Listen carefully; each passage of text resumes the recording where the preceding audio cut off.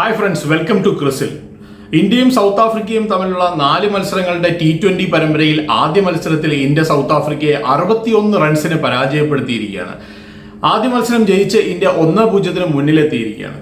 ഇന്ന് വളരെയധികം സന്തോഷം തോന്നുന്ന ഒരു നിമിഷമാണ്. കാരണം എന്താണെന്ന് വെച്ച് കഴിഞ്ഞാൽ നമ്മുടെ സ്വന്തം സഞ്ജു സാംസൺ, മലയാളികളുടെ എല്ലാം അഭിമാനമായിട്ടുള്ള സഞ്ജു സാംസൺ രണ്ടാമത്തെ മത്സരത്തിലും, അതായത് കോൺസിക്യൂട്ടീവായിട്ട് രണ്ടാമത്തെ മത്സരത്തിലും സെഞ്ചുറി നേടിയിരിക്കുകയാണ്. T20 ഫോർമാറ്റിൽ ഓപ്പണിംഗ് സ്ലോട്ടിലേക്ക് തൻ്റെ ഒരു ബാറ്റിംഗ് പ്രകടനം കൊണ്ട് ഏറ്റവും മികച്ച ഒരു താരമാണ് എന്നുള്ള ഒരു അവകാശവാദമാണ് സഞ്ജു ഇതിലൂടെ ഉന്നയിച്ചിരിക്കുന്നത്. ഏതായാലും ഈ ഒരു മത്സരം എന്ന് പറയുമ്പോൾ അത് സഞ്ജുവിന്റെ ഒരു ഷോ ആയിരുന്നു എന്ന് വേണമെങ്കിൽ പറയാം. ഡർബനിലെ കിങ്സ്മീഡ് സ്റ്റേഡിയത്തിൽ സഞ്ജു സിക്സറുകൾ കൊണ്ട് അമ്മാനമാടുന്ന ഒരു കാഴ്ചയാണ് ഇന്നലെ നമ്മൾ കണ്ടത്. ഒരുപിടി റെക്കോർഡുകൾ സഞ്ജുവിന്റെ പേരിൽ ആവുകയും ചെയ്തു. സൗത്ത് ആഫ്രിക്കയ്ക്കെതിരെ ഏറ്റവും ഫാസ്റ്റ് ആയിട്ട് സെഞ്ചുറി നേടിയ താരം എന്നുള്ള റെക്കോർഡ് ഇനി സഞ്ജുവിന്റെ പേരിലാണ്.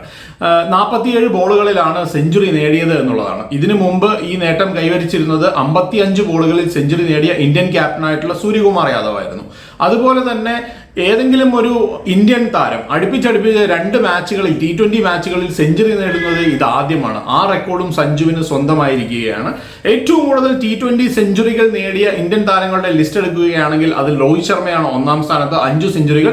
പിന്നെ സൂര്യകുമാർ യാദവ് 4 സെഞ്ചുറികൾ, KL രാഹുലിന് 2 സെഞ്ചുറികളുണ്ട്. ഇപ്പൊ സഞ്ജു സാംസൺ പെട്ടെന്ന് തന്നെ ആ ഒരു പൊസിഷനിലേക്ക് വന്നിരിക്കുകയാണ്. ഒരുപിടി മികച്ച റെക്കോർഡുകൾ സഞ്ജു സാംസന്റെ പേരിലേക്ക് കുറിക്കപ്പെട്ടിരിക്കുകയാണ്.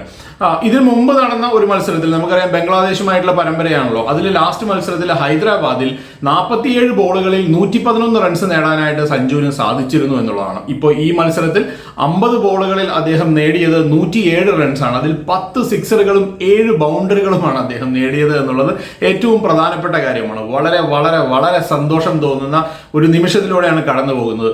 എന്നെ സംബന്ധിച്ചിടത്തോളം ഞാൻ കഴിഞ്ഞ മത്സരത്തിൽ അദ്ദേഹം നേടിയ സെഞ്ചുറി ഒരു അണ്ടർ പ്രഷറിലാണ് നേടിയതെന്ന് വേണമെങ്കിൽ പറയാം. കാരണം കുറേ നാളുകളായിട്ട് അദ്ദേഹത്തിന് റൺസ് കണ്ടെത്താൻ സാധിക്കുന്നുണ്ടായിരുന്നില്ല. അതുകൊണ്ട് തന്നെ അതിന്റെ ഒരു പ്രഷറിലായിരുന്നു ഹൈദരാബാദിൽ ആ ബംഗ്ലാദേശുമായിട്ടുള്ള മത്സരത്തിൽ അദ്ദേഹം സെഞ്ചുറി നേടിയത്. അത് പക്ഷേ ഒരു നല്ല മികച്ച ഒരു ബാറ്റിംഗ് വിക്കറ്റിലായിരുന്നു എന്ന് നമുക്ക് പറയാനായിട്ട് സാധിക്കും. അതുകൊണ്ട് തന്നെ ബംഗ്ലാദേശിന്റെ ബോളിംഗ് അറ്റാക്കിനെ പറ്റി നമുക്കൊന്നും അധികം ഈ സൗത്ത് ആഫ്രിക്കൻ അറ്റാക്കുമായിട്ട് കമ്പയർ ചെയ്യുമ്പോൾ അങ്ങനെ പറയാൻ സാധിക്കില്ല. എങ്കിൽ തന്നെ അങ്ങനെ ഒരു പ്രഷറിൽ നേടിയത് കൊണ്ട് അതിനൊരു വാല്യൂ ഉണ്ടായിരുന്നു.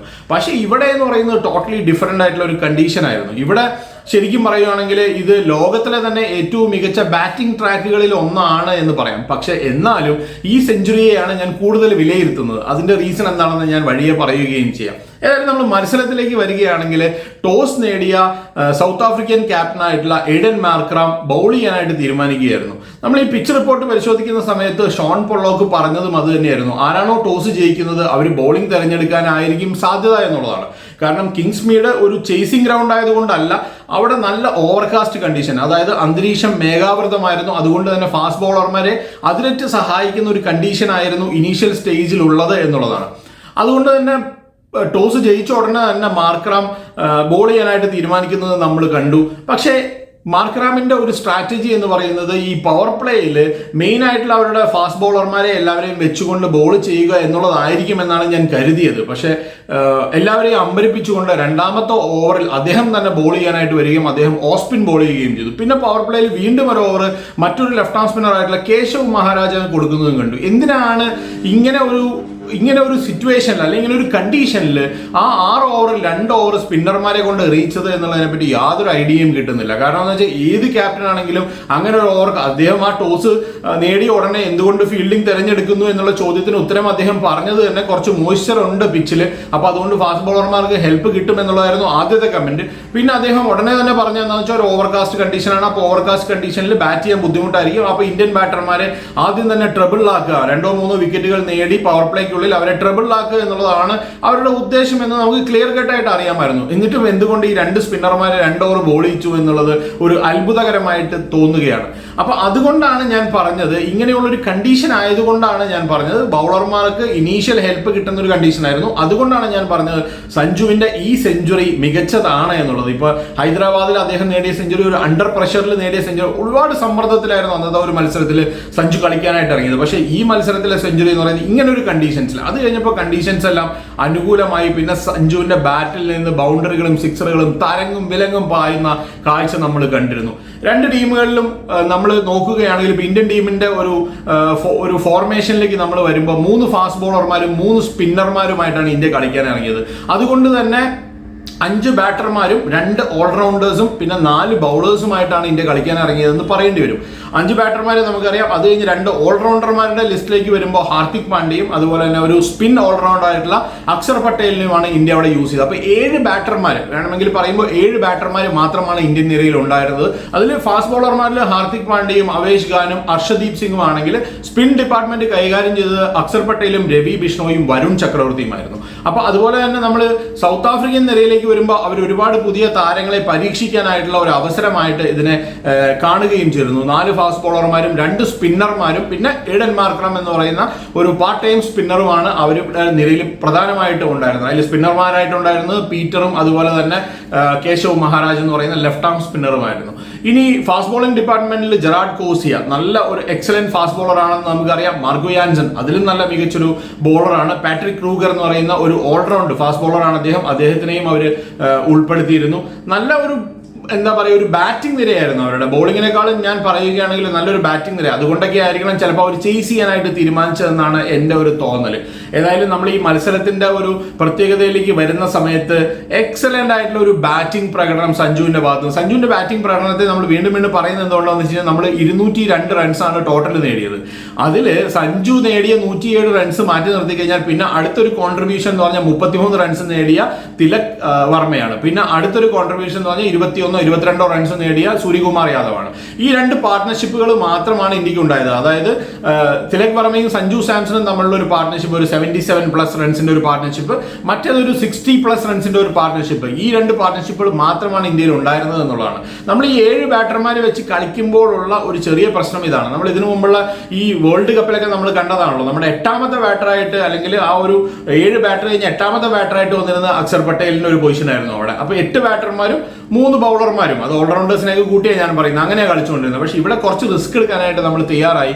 കാരണം എനിക്ക് തോന്നുന്നു 3 സ്പിന്നർമാർ കുറച്ചൊരു എന്താ പറയുക കൂടുതലാണ്. പക്ഷെ ഇവിടെ അത് ചെയ്യാനുള്ള ഒരു കാരണം എന്ന് പറയുന്നത് ഇപ്പോൾ അക്ഷർ പട്ടേൽ ഫുൾ കോട്ട എറിഞ്ഞു പോലുമില്ല. അങ്ങനെ ചെയ്യാനുള്ള കാരണം ഈ സൗത്ത് ആഫ്രിക്കയുടെ സ്പിന്നിനെതിരെ കളിക്കാനുള്ള ഒരു വൈദഗ്ധ്യ കുറവ് കൊണ്ടായിരിക്കണം ഇന്ത്യ അങ്ങനെ ഒരു തീരുമാനം എടുത്തതെന്നാണ് ഞാൻ വിശ്വസിക്കുന്നത്.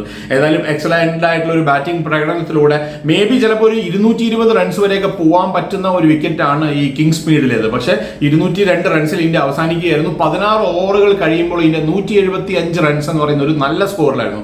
പക്ഷെ 4 ഓവറുകളിൽ ഇന്ത്യക്ക് നേടാനായിട്ട് സാധിച്ചത് വെറും 27 റൺസ് മാത്രമാണ്. അതിന്റെ റീസൺ എന്ന് പറയുന്നത് ഈ 8ാമത് നല്ലൊരു ബാറ്റർ ഉണ്ടായിരുന്നുവെങ്കിൽ, ഇപ്പൊ അക്ഷർ പട്ടേലാണ് 8ാമത് വരുന്നത്, അതിന്റെ ഇടയിൽ ഒരു ഫാസ്റ്റ് ബോളിംഗ് ഓൾറൗണ്ടർ ആയിട്ട് വേണമെങ്കിൽ രമൺദീപ് സിംഗിനെ ഉൾപ്പെടുത്തിയിരുന്നെങ്കിൽ കൂടെ ചിലപ്പോൾ ഒരു 10 റണ്ണോ 15 റൺസോ കൂടുതൽ ഇന്ത്യക്ക് നേടാമായിരുന്നു. ഇങ്ങനെ വരുമ്പോഴുള്ള ഈ ടോപ്പ് ഓർഡറിൽ ഒരു 3 വിക്കറ്റോ 4 വിക്കറ്റോ നഷ്ടപ്പെടുകയാണെങ്കിൽ ഈ 7 ബാറ്റർമാരെ വെച്ച് കളിക്കുമ്പോൾ അത് വലിയ റിസ്ക് ആണ് എന്നുള്ളതാണ് എൻ്റെ അഭിപ്രായം. അതുകൊണ്ടാണ് പലപ്പോഴും 8 ബാറ്റർമാരെ വെച്ച് അല്ലെങ്കിൽ ഓൾറൗണ്ടർമാരെ അടക്കം 8 ബാറ്റർമാരെ വെച്ച് കളിക്കണമെന്ന് പറയുന്നത്. ഏതായാലും ഈ ബോളിംഗ് നിരയിലേക്ക് വരുമ്പോൾ നമുക്കറിയാം അവരുടെ ഒരു തുടക്കം തന്നെ ആദ്യം തന്നെ അവർക്ക് ഒരു പ്രഹരമേൽപ്പിക്കാനായിട്ട് അർഷദീപിന് കഴിഞ്ഞു. അവരുടെ ഏറ്റവും നല്ല ഒരു പ്ലെയറിൽ ഒരാളായിട്ടുള്ള ഏഡൻ മാർക്കറെ ആദ്യം തന്നെ എക്സലന്റ് ആയിട്ടുള്ള ഒരു ഡെലിവറി ആയിരുന്നു. അത് 2 ഫോറുകൾ നേടി. അതിനുശേഷം നല്ലൊരു ബോളിലൂടെ ഒരു കോട്ട് ബിഹൈൻഡ് ആക്കാനായിട്ട് അർഷദീപ് സിംഗിന് കഴിഞ്ഞു. അതുപോലെ തന്നെ പിന്നെ അവേഷ് ഖാന്റെ ഒരു മികച്ച ബോളിംഗ് പ്രകടനം. പിന്നെയാണ് സ്പിൻ ഡിപ്പാർട്ട്മെന്റിൽ ശരിക്കും പറഞ്ഞു കഴിഞ്ഞാൽ രവി ബിഷ്ണോയും അതുപോലെ തന്നെ വരുൺ ചക്രവർത്തിയും ചേർന്ന് സൗത്ത് ആഫ്രിക്കയെ കൊലവിളിച്ചു എന്ന് വേണമെങ്കിൽ പറയാം. കാരണം അത്ര ചെറിയൊരു ഗ്രൗണ്ടാണ് ഈ കിങ്സ് മീഡിലെ ഒരു പ്രത്യേകത എന്ന് പറയുന്നത്. കിങ്സ് മീഡിൽ നമ്മൾ ഈ ആ പിച്ച് റിപ്പോർട്ടിന്റെ സമയത്ത് ഷോൺ പൊള്ളോക്ക് പറയുന്നുണ്ടായിരുന്നു, ഒരു സൈഡ് എന്ന് പറയുന്നത് 56 മീറ്റർ മാത്രമേ ഉള്ളൂ. അതായത് ചെറിയൊരു സൈഡാണ് ഒരു സൈഡ്. ഈസി ആയിട്ട് 6 ഹിറ്റിംഗ് ഗ്രൗണ്ട് ആണ്. നമ്മൾ മുംബൈയിലും അതുപോലെ തന്നെ ബാംഗ്ലൂരിലൊക്കെ ഗ്രൗണ്ടുകളെ പറ്റി പറയുന്നത് പോലെ തന്നെ ഒരു 6 ഹിറ്റിംഗ് ഗ്രൗണ്ട് ആണ് ഈ കിങ്സ് മീഡ് എന്ന് പറയുന്നത്. അപ്പൊ അവിടെ ഒരു സൈഡ് എന്ന് പറയുന്നത് 56 മീറ്ററുകൾ മാത്രമാണ്. അപ്പോൾ ആ സൈഡിൽ ഒരു റൈറ്റ് ഹാൻഡ് ബാറ്റ്സ്മാൻ ബാറ്റ് ചെയ്യുന്ന സമയത്ത് അദ്ദേഹത്തിന്റെ ലെഗ് സൈഡിലാണ് ഈ 56 മീറ്റർ എങ്കിൽ ഈ വൈഡ് യോർക്കറുകൾ, അതായത് ഔട്ട് സൈഡ് ഓഫ് സ്റ്റംപ് മാറ്റി അതാണ് ജെറാഡ് കോട്സിയൊക്കെ ട്രൈ ചെയ്തിരുന്ന ഏറ്റവും മികച്ച കാര്യം. ഹാർദിക് പാണ്ഡ്യനെ അടുപ്പിക്കാതിരിക്കാൻ വേണ്ടിയിട്ട് മാറ്റിയാണ് പുറത്ത് എറിഞ്ഞുകൊണ്ടിരുന്നത്. ആ വൈഡ് ലൈനോട് ചേർത്താണ് എറിഞ്ഞത്. അങ്ങനെയാണല്ലോ അദ്ദേഹം ഔട്ടായത്, നമ്മൾ കണ്ടതാണല്ലോ. അപ്പൊ അതൊരു പ്രശ്നമാണ്. പിന്നെ ഈ കിങ്സ് മീഡിലെ ഏറ്റവും വലിയൊരു പ്രശ്നം എന്ന് പറയുന്നത് വിൻഡ്. കാറ്റ് എന്ന് പറഞ്ഞു കഴിഞ്ഞാൽ ഭയങ്കര കാറ്റാണ്. ഒരു സൈഡിലേക്ക് കാറ്റ് ഇങ്ങനെ വീശി അടിച്ചുകൊണ്ടിരിക്കും. അപ്പോൾ ഈ കാറ്റടിക്കുക എന്ന് പറഞ്ഞാൽ നമ്മുടെ നാട്ടിലെ ഗ്രൗണ്ടുകളിലൊന്നും ഇത്രയും കാറ്റടിക്കില്ല. അതുകൊണ്ട് തന്നെ ഇതിനെപ്പറ്റി എങ്ങനെയാ എന്താ പറയുക, ഇത് പറയുമ്പോൾ എത്രത്തോളം മനസ്സിലാവുമെന്ന് എനിക്കറിയില്ല. ഈവൻ ക്രിക്കറ്റ് ബോളാണ്, ഇത്ര വെയിറ്റ് ഉള്ള ബോളാണെങ്കിൽ പോലും നല്ല ശക്തമായ കാറ്റടിക്കുന്ന സമയത്ത് ആ ബോളിൽ കാറ്റ് പിടിക്കാനുള്ള സാധ്യത കൂടുതലാണ്. അതുകൊണ്ട് തന്നെ ഒരു സൈഡിലേക്ക് വിത്ത് ദ വിൻഡ് എന്ന് പറയുന്നത് വെച്ച് കഴിഞ്ഞാൽ വിൻഡിനൊപ്പം അടിക്കുക എന്ന് പറയുന്നത് വളരെ ഈസി ആയിട്ടുള്ള കാര്യമാണ്. പക്ഷേ എഗെയിൻസ്റ്റ് ദ വിൻഡ് ബാറ്റ് ചെയ്യുക എന്ന് പറയുന്നത്, അല്ലെങ്കിൽ അതിനെതിരെ സിക്സ് അടിക്കുക എന്ന് പറയുന്നത് ഡിഫിക്കൽട്ട് ആയിട്ടുള്ള ഒരു കാര്യമാണ്. അപ്പൊ ഇതെല്ലാം ഇതിലൊരു ഭാഗമാണ്. അതായത് ഇപ്പോൾ ഒരു സൈഡിലേക്കാണ് കാറ്റടിക്കുന്നതെങ്കിൽ ആ സൈഡിലായിരിക്കും ഇപ്പോൾ ഒരു സ്പിന്നർ ബോൾ ചെയ്യുന്നത്. ഇപ്പൊ എക്സാമ്പിൾ ഞാൻ പറയുകയാണെങ്കിൽ ഇപ്പോൾ ഒരു ഓഫ് സ്പിന്നർ ബോൾ ചെയ്യുന്ന സമയത്ത് ഒരു റൈറ്റ് ഹാൻഡ് ബാറ്റ്സ്മാൻ ആണ് ബാറ്റ് ചെയ്യുന്നതെങ്കിൽ എഗെയിൻസ്റ്റ് ദ വിൻഡ് ആയിരിക്കും അദ്ദേഹത്തിന്റെ ഒരു ബാറ്റിംഗ് ഇതിൽ കൊടുക്കുക ബോളർമാർക്ക്. ക്യാപ്റ്റൻ അങ്ങനെയൊക്കെ നോക്കാറുണ്ട്. അപ്പോൾ ഇങ്ങനെയൊക്കെയുള്ള കാര്യങ്ങൾ ഇതിൽ ശ്രദ്ധിക്കപ്പെടാറുണ്ടെന്ന്. അപ്പോൾ അത്ര കാറ്റും ഇതിനെല്ലാം ഒരു കണ്ടീഷൻസിന് വളരെ ഇമ്പോർട്ടൻസ് ഉണ്ട് എന്ന് ജസ്റ്റ് പറഞ്ഞു എന്ന് മാത്രമേ ഉള്ളൂ.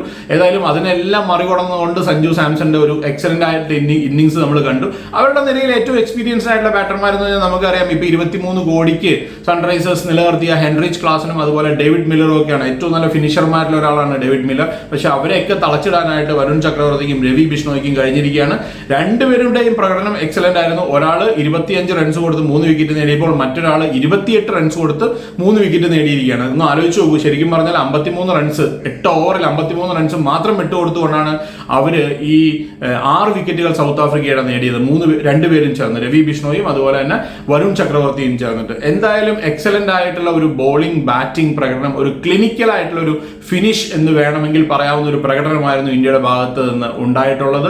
ഏതായാലും ഈ മത്സരത്തിലെ ഏറ്റവും സന്തോഷം നൽകുന്ന കാര്യം ഞാൻ പറഞ്ഞ പോലെ സഞ്ജു സാംസന്റെ സെഞ്ചുറി തന്നെയാണ്. എല്ലാ മലയാളികൾക്കും അഭിമാനിക്കാവുന്ന ഒരു എക്സലന്റ് ആയിട്ടുള്ള പ്രകടനം. നമ്മൾ നോക്കിക്കഴിഞ്ഞാൽ ഇന്നത്തെ സോഷ്യൽ മീഡിയയും അതുപോലെ തന്നെ മീഡിയയും എല്ലാം തന്നെ സഞ്ജു സാംസന്റെ ഈ പ്രകടനത്തെ, ഞാൻ നമ്മുടെ നാട്ടിലല്ല പുറത്തുള്ള നാട്ടിലാണെങ്കിൽ പോലും, ഇപ്പൊ ഞാൻ രാവിലെ എഴുന്നേറ്റ് നോക്കുമ്പോൾ ഒരു പാകിസ്ഥാൻ ചാനലിൽ വസീം അക്രം ഇതിനെ പുകഴ്ത്തി പറയുന്ന ഒരു വീഡിയോ, അതുപോലെ എല്ലാവരും. കാരണം എന്താ വെച്ച് കഴിഞ്ഞാൽ അവർക്കറിയാം സൗത്ത് ആഫ്രിക്കയിൽ പോയി സെഞ്ചുറി നേടുക, അത് ഇങ്ങനെ ഒരു കണ്ടീഷനില്ല. ഇനീഷ്യലി ഒരു 6 ഓവർ അല്ലെങ്കിൽ 8 ഓവർ ശരിക്കും മൂടിക്കെട്ടിയ അന്തരീക്ഷമായിരുന്നു. അതിൽ സഞ്ജു ബാറ്റ് ചെയ്തത് എക്സലന്റ് ആയിട്ടുള്ള പ്രകടനമാണ്. ഈ സഞ്ജുവിനെയാണ് നമുക്ക് ആവശ്യം എന്നുള്ളതാണ്. അതായത് ഇത്രയും കൺസിസ്റ്റന്റ് ആയിട്ട്, ഇപ്പോൾ കഴിഞ്ഞ മത്സരത്തിൽ സെഞ്ചുറി നേടി, ഈ മത്സരത്തിൽ സെഞ്ചുറി നേടി, ഇങ്ങനെ കൺസിസ്റ്റന്റ് ആയിട്ട് ബാറ്റ് ചെയ്യുകയാണെങ്കിൽ ഇനി ഏതൊക്കെ പ്ലെയർ ഇന്ത്യൻ ടീമിന്റെ ഈ ഓപ്പണിംഗ് സ്ലോട്ടിലേക്ക് അവകാശവാദം ഉന്നയിച്ചാലും T20യിൽ സഞ്ജു സാംസൺ തന്നെ നിൽക്കും എന്നുള്ളതാണ് എൻ്റെ അഭിപ്രായം എന്ന് പറയുന്നത്. ഏതായാലും മികച്ച ഒരു പ്രകടനത്തിലൂടെ നമ്മുടെ എല്ലാവരുടെയും അഭിമാനം ഉയർത്തിയിരിക്കുകയാണ് സഞ്ജു സാംസൺ. അടുത്ത മത്സരത്തിനായിട്ട് നമുക്ക് കാത്തിരിക്കാം. മറ്റൊരു വീഡിയോ ആയിട്ട് നമുക്ക് വീണ്ടും കാണാം. ബൈ.